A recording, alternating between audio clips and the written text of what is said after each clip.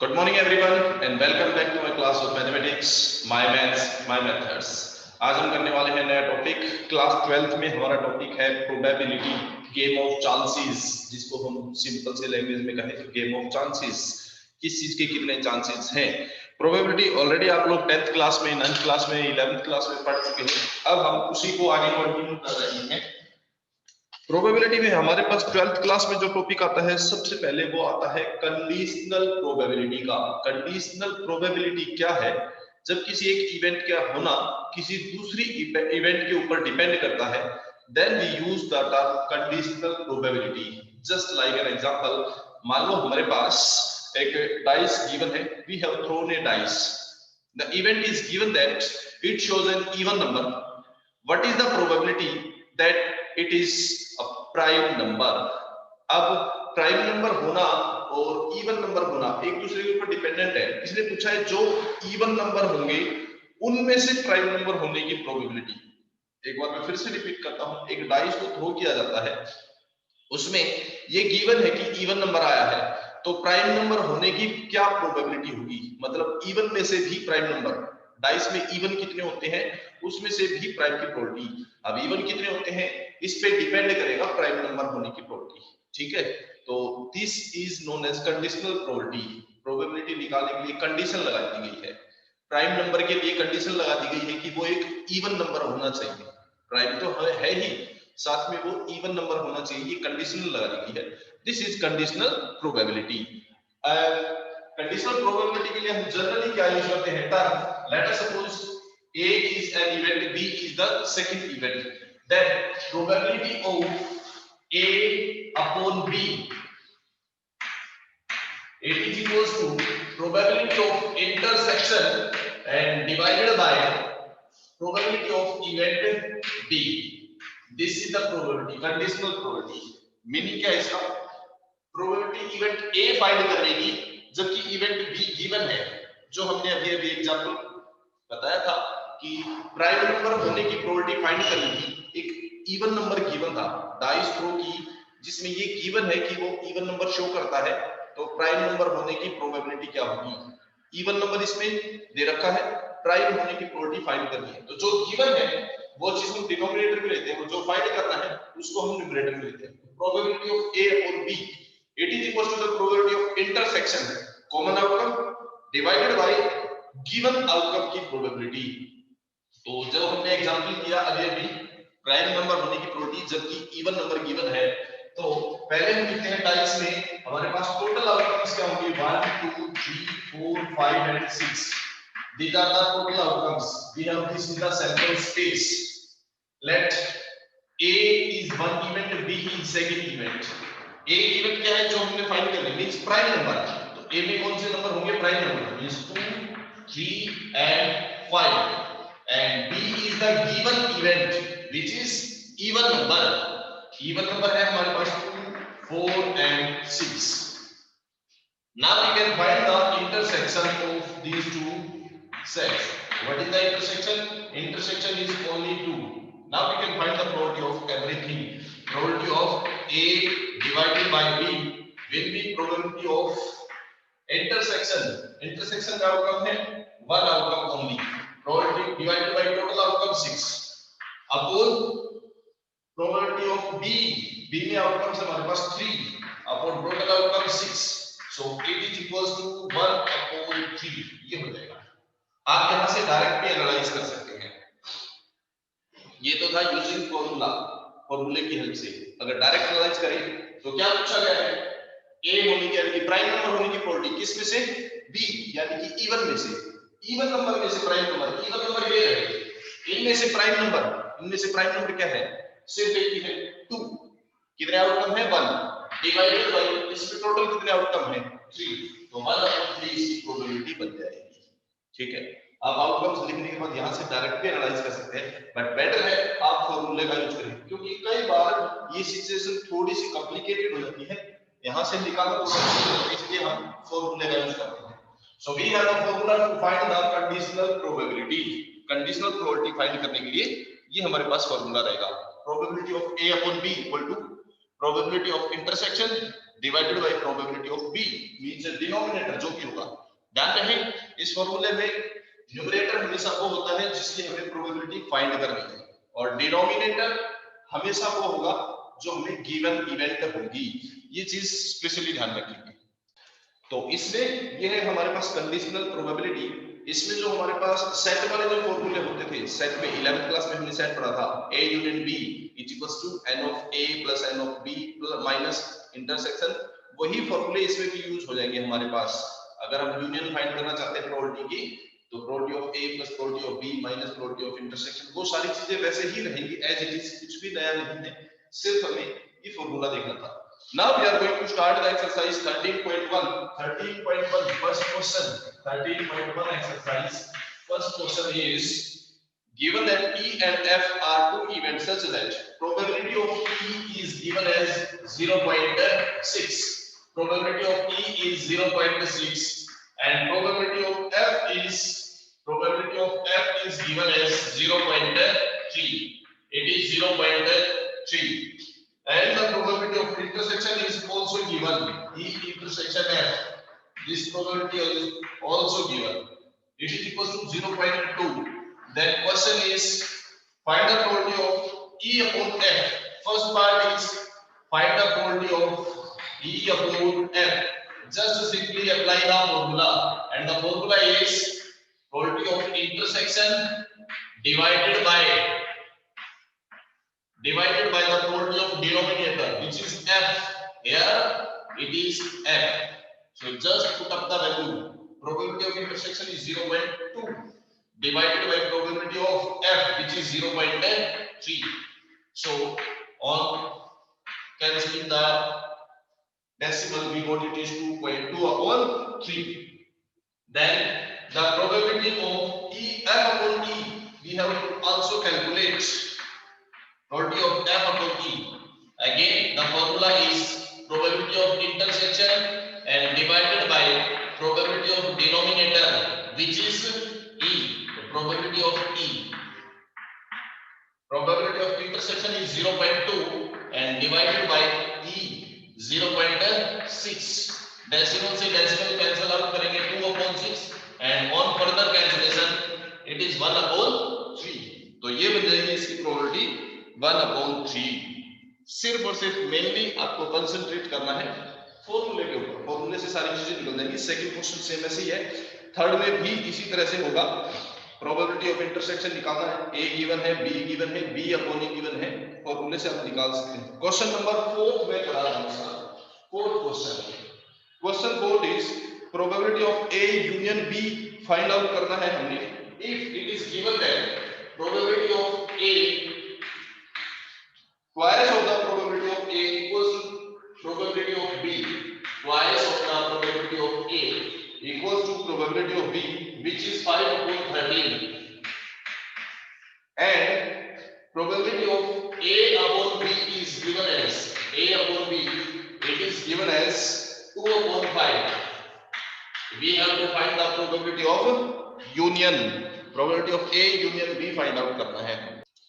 Use the formula probability of A intersection B equal to probability of A intersection B upon probability of B. A intersection B, we have to find probability of A upon B is given as 2 upon 5 is equals to probability of A intersection B divided by probability of B. इसको cross multiply कर देंगे, is the probability of B. Then use the probability of B, which is 5 upon 13. So we got probability of A intersection B is equals to 2 upon 5 multiply probability of B, which is 5 upon 13. We got it is 2 upon 13. Intersection आ गया है हमारे पास। Now we have to find the probability of A union B. Just use the formula to find the probability of A union B. We know it is probability of A plus probability of B and minus probability of A intersection B. Just formula use करना है हमें। Put up the values. What is the probability of A? Twice of the probability of A is 5 upon 13. तो probability of A कितना हो जाएगा? 2 चल जाएगा divide में 5 upon 26. It is 5/26 plus probability of B, which is 5/13, minus probability of intersection. Intersection is 2/13. Just take the LCM. LCM ले लेते हैं हम इसका 26 LCM हो जाएगा, तो ये बनेगा 5 plus 2 13 cancel, this is 10 minus 2 into 2 it is 4, तो कितना हो जाएगा 15 minus 4 11/26. This is the probability of union. यही हमने फाइंड करना था। बिल्कुल सिंपल क्वेश्चन है, जिस फार्मूले के ऊपर चलेगा सारा कुछ। एक्सरसाइज 13.1 में ही 6 क्वेश्चन, इसका फर्स्ट पार्ट 3 क्वेश्चन है, 3 पार्ट है इसके 6 क्वेश्चन के। एक पार्ट में करा देता हूं। इसमें गिवन है a coin is toss 3 times, 3 बार टॉस किया गया है कॉइन को, तो टोटल नंबर ऑफ आउटकम्स क्या बनेंगे? सिंगल टॉस में 2 आउटकम्स होते हैं, हेड या टेल। 3 टॉस में कितने होंगे? 8 आउटकम्स टोटल होंगे हमारे पास। ई इवेंट की है head on the third toss. According to event E, head should be on the third toss. Third toss के ऊपर हेड होना चाहिए, बाकी दोनों टॉस कुछ भी हो सकते हैं, दोनों हेड हो सकते हैं, head tail tail head tail tail, कुछ भी हो सकता है, बस third toss should be a head. तो ई इवेंट में या F event is given that head on the first 2 toss, पहले दोनों टॉस हेड होने चाहिए, थर्ड कुछ भी हो, तो पहले दोनों टॉस पे हेड, थर्ड हेड भी हो सकता है, पहले दोनों पे हेड करके थर्ड टेल भी हो सकता है। Then the intersection common element is only triple head. Now we have to find the probability of E upon F. Probability of E upon F, ये find out करना है हमें। Before that we can find from here probability of intersection. Probability of E intersection F is how many outcomes? Only one outcome. Divided by total number of outcome is 8. Then from here probability of F is probability of F. F contains 2 outcomes, probability is 2/8, and probability of E is, it contains 4 outcomes, so probability is 4/8. Just use the formula for E upon F. It is probability of intersection divided by probability of F. So intersection is 1/8 divided by F. Probability of F is 2/8. V got it is 1/2, या इसकी probability. So बिल्कुल simple question है। Exercise 13.1 6 question first part, बाकी दोनों तीनों part भी इसके ऐसे ही होंगे।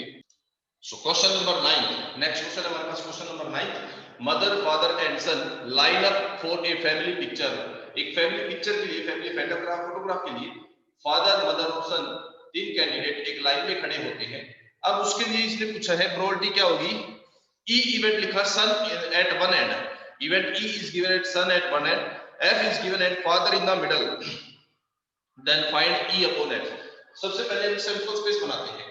3 पर्सन्स को अगर हमें अरेंज करना है तो कितनी अरेंजमेंट पॉसिबल है? 11th क्लास वाले टॉपिक से देखते हैं। Total number of person available 3 and we have to arrange all the 3 होगा ना, it means 3 फैक्टोरियल होता है, यानी कि टोटल नंबर ऑफ अरेंजमेंट बनेगी इसकी 6, टोटल 6 अरेंजमेंट बनेगी।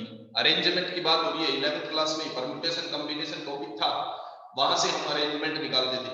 तो 3 कैंडिडेट है फादर मदर और सन, उनको लाइन अप में एक लाइन में खड़े करना है, तो कितनी पॉसिबल अरेंजमेंट होंगी? अरेंजमेंट होगी 6। कैसे देखते हैं। फादर मदर सन हो सकता है, या फिर फादर सन मदर हो सकता है। कॉर्नर पे फादर कर लिया, लेफ्ट कॉर्नर पे। दूसरी बार फादर को मिडिल में रखते हैं, मदर फादर सन हो सकता है, या सन फादर मदर हो सकता है ना। अब तीसरे पोजीशन में हम फादर को लास्ट में रखते हैं, son mother father, mother son father. तो ये पॉसिबल अरेंजमेंट होंगे हमारे पास 6 अरेंजमेंट्स। ई इवेंट में कहता है जो सन है वो कॉर्नर पे होना चाहिए, एंड में होना चाहिए, तो सन को कॉर्नर में रखेंगे, मदर और फादर क्यों के, या फिर सन को कॉर्नर में रखे फादर मदर में। हो सकता है सन जो लेफ्ट कॉर्नर में ना होके राइट कॉर्नर में हो, father mother son, mother father son, ठीक है।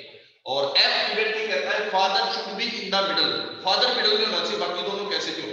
फादर मिडल में है, सन लेफ्ट में, मदर राइट में रहे, या फिर सन राइट में और मदर लेफ्ट में, ये बन सकता है।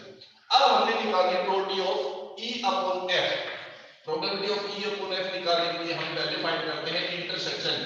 What is E intersection F? Common element father middle में था, इसलिए देखो फादर मिडल में कहां पे है, फादर मिडल में इसलिए रहा सन फादर मदर और mother, father, son. These are the common elements. Now we have to find the probability of E upon F. That will be equals to, according to the formula, probability of E intersection F divided by probability of the denominator, means probability of F. E intersection F, intersection में कितने element है? 2 divided by total कितने outcomes थे हमारे पास sample space में? 6, तो 2/6 divided bye F. F में कितने एलिमेंट है?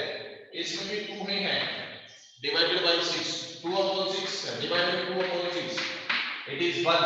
सो प्रोबेबिलिटी इज इक्वल्स टू 1 होगी, यानी कि 100% कंफर्म यही होगा. F इवेंट की फादर इन द मिडल और E इवेंट अपने पास son in the corner. Then probability of E upon F it will be equals to 1. Next question, question number 10 पे हमारे पास a black and a red dice are thrown. दो dice throw की जाती है, एक ब्लैक कलर की और एक रेड कलर की. ये कहता है find the conditional probability of obtaining A some greater than 9. Some greater than 9 होगा, इस चीज की प्रोबेबिलिटी निकालनी है. Given that the black dye resulted in 5. अब इसने डाइस के कलर भी लिख दिए हैं, तो हमें सोचना पड़ेगा. सोचना ये पड़ेगा, दोनों डाइस को अलग अलग मानना पड़ेगा, क्योंकि दोनों डाइस एक जैसी नहीं है. तो let us suppose first dice is the black dice and the second dice is the red dice. Total number of outcome कितने होंगे? 6 outcome इसमें होते हैं और 6 इसमें, तो टोटल 36 हो जाएंगे. अब E हमने इवेंट मान ली. क्या क्या लिखा इसने? जो इवेंट लिखी है वो हम मान लेंगे. E इवेंट लिखी है obtaining a sum greater than 9 और दूसरी इवेंट लिखी है black die resulted in 5. तो let E event that sum is greater than 9, F event that black die shows 5. black dice में 5 लिखा है और सम जो है ग्रेटर देन 9. तो एक इवेंट इसको मान ले, इसको कोई फर्क नहीं पड़ता आप इसको मानते हो E या इसको F, उससे कोई फर्क नहीं पड़ेगा. फर्क पड़ेगा यहां क्या लिखते हो, क्या पूछा गया है? Find the conditional probability of obtaining the some greater than 9 given that black dice shows number 5. ये लिखा है ब्लैक डाइस में 5 नंबर्स है, तो सम ग्रेटर देन 9 होने की प्रोबेबिलिटी क्या है ये निकालना है. जो निकालना है वो ऊपर होगा. सम ग्रेटर देन 9 पूछा गया है, that will be the numerator, और जो गिवन है black dice shows 5, that will be the denominator. We have to find this. ये फाइंड करना है. चलो फाइंड करने से पहले इसे आउटकम लिखते हैं, फिर प्रोबेबिलिटी निकालते हैं. E में कौन-कौन से आउटकम होंगे? Number of outcomes in the set E. E में क्या-क्या आउटकम होंगे? ये कहता है सम ग्रेटर देन 9, जिनका सम 9 से ज्यादा हो. पेयर ऑफ डाइस में 9 से ज्यादा सम क्या हो सकता है? 10, 11 और 12. 10 वाले क्या क्या होंगे? 4 and 6, then 5 and 5, then 6 and 4. फिर उनका सम 11 हो तो क्या होंगे? 5 and 6 and then 6 and 5. और फिर सम 12 हो तो क्या होंगे? 6 and 6. These are the outcomes for which sum of the pair of dice is greater than 9. ये वो है जिनका सम 9 से ग्रेटर है. अब लिखते हैं F इवेंट. F इवेंट में क्या लिखता है? Black dice shows number 5. Black dice कौन सी थी? फर्स्ट डाइस पे 5 होना चाहिए.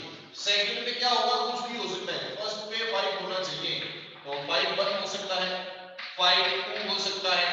फर्स्ट पे 5 करेंगे तो 5 और 3 हो सकता है.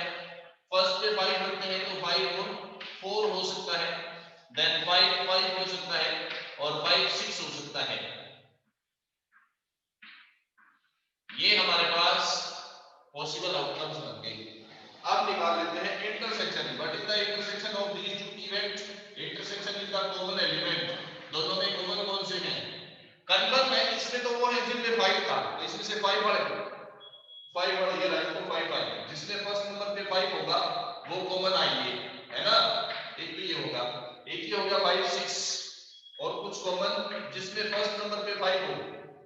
फर्स्ट नंबर पे 5 यही दो थे बस, ये दो कॉमन हो. Now we can find the probability. अब निकालते हैं हम E upon F.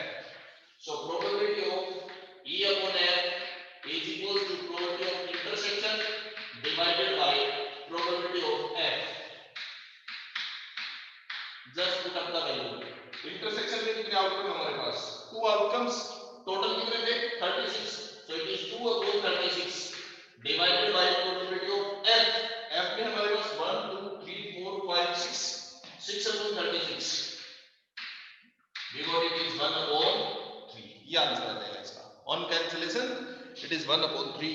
ये है इसका क्वेश्चन नंबर 10, बिल्कुल इजी क्वेश्चन था।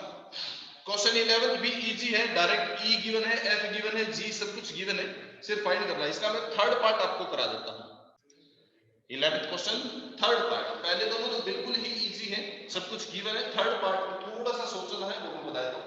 ई intersection E union F upon G, ये प्रोबेबिलिटी फाइंड करनी है। E intersection F upon G ये फाइंड करना है, जिसमें ई गिवन है, एफ गिवन है और जी गिवन है। Event E is given as 1 3 5, event F is given as 2 3 and G event is 2 3 4 5। सबसे पहले हमें ये फाइंड करना है। तो अगर हम a अपॉन b फाइंड करते थे तो फॉर्मूला क्या होता था, a और b का इंटरसेक्शन होता था ना न्यूमरेटर में और डिनोमिनेटर में b, ए ना, तो डिनोमिनेटर तो सेम रहता है, इन दोनों का इंटरसेक्शन आता है न्यूमरेटर में। इसी तरह हमें इन दोनों का इंटरसेक्शन चाहिएगा, डिनोमिनेटर तो यही रहेगा बट न्यूमरेटर में इन दोनों का इंटरसेक्शन चाहिए। उससे पहले ये फाइंड करनी है e यूनियन f। e है हमारे पास, f है, दोनों का यूनियन क्या होगा 1 3 5 और 2 1 2 3 5। अब इसका इंटरसेक्शन न्यूमरेटर और डिनोमिनेटर का इंटरसेक्शन भी चाहिए फार्मूले के लिए, तो दोनों का इंटरसेक्शन निकालते हैं। e यूनियन f ये रहा और g ये रहा, दोनों का इंटरसेक्शन कॉमन एलिमेंट 2 3 और 5 ये। अब लगाते हैं प्रोबेबिलिटी का फार्मूला। न्यूमरेटर और डिनोमिनेटर का इंटरसेक्शन आता है ऊपर और नीचे डिनोमिनेटर की प्रोबेबिलिटी। इसकी प्रोबेबिलिटी कितनी है, कितने आउटकम है इसमें, ये रहा हमारे पास 1 2 3, तीन आउटकम। प्रोबेबिलिटी 3/6 हो जाएगी क्योंकि टोटल 6 है, 2.5 डिवाइड बाय जी। जी में कितने आउटकम है, जी में हमारे पास 4 आउटकम, 4/6 3/4 आ जाएगी। इसी तरह इसका सेकंड है, उसमें ई इंटरसेक्शन एफ अपॉन जी निकालना है। पहले ई इंटरसेक्शन एफ निकालेंगे, उसका इंटरसेक्शन जी के साथ करेंगे। ई इंटरसेक्शन एफ कितना है, ये रहा, दोनों का इंटरसेक्शन 3 है दोनों में कॉमन, सो इंटरसेक्शन इज 3। अब फॉर्मूले के लिए हमें इसका इंटरसेक्शन चाहिए जी के साथ भी, क्योंकि इसके डिवाइड में ये होगा तो इन दोनों का इंटरसेक्शन भी तो लिया जाता है ना, इसलिए जी के साथ इंटरसेक्शन करेंगे। ये रहा हमारा सेट जी और ये इंटरसेक्शन, इन दोनों का इंटरसेक्शन करते हैं, इंटरसेक्शन इज ओनली 3। ये लगा दो फॉर्मूला, वैल्यू 1/6 इसकी प्रोबेबिलिटी और जी की प्रोबेबिलिटी 4/6 की 1/4। क्वेश्चन 11 के दोनों पार्ट ये बिल्कुल इजी है। क्वेश्चन 12 है हमारे पास। क्वेश्चन 12 में लिखा है assuming that each born child is equally likely to be a boy or girl।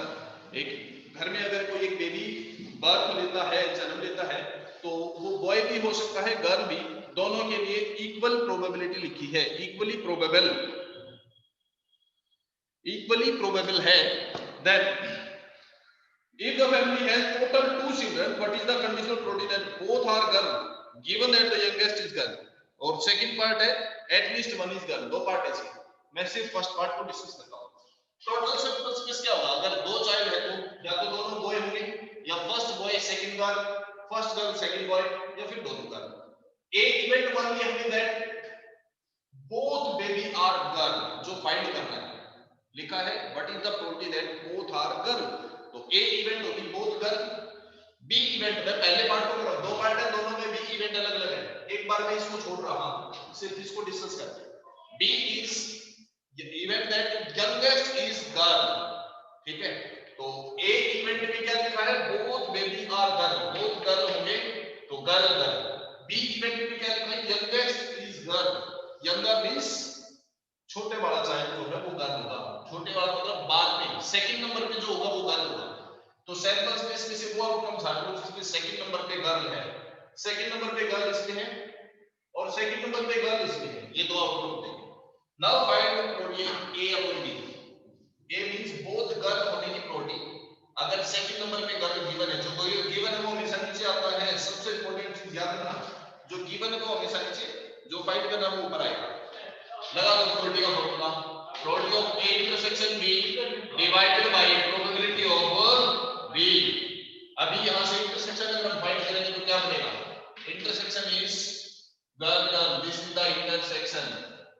Now write down the probability of intersection, outcome is 1, total outcome कितने थे सैंपल स्पेस में 4, 1/4 डिवाइडेड बाय बी, बी में outcome है 2 divide by total outcome है 4, so it is 1/2। ये answer.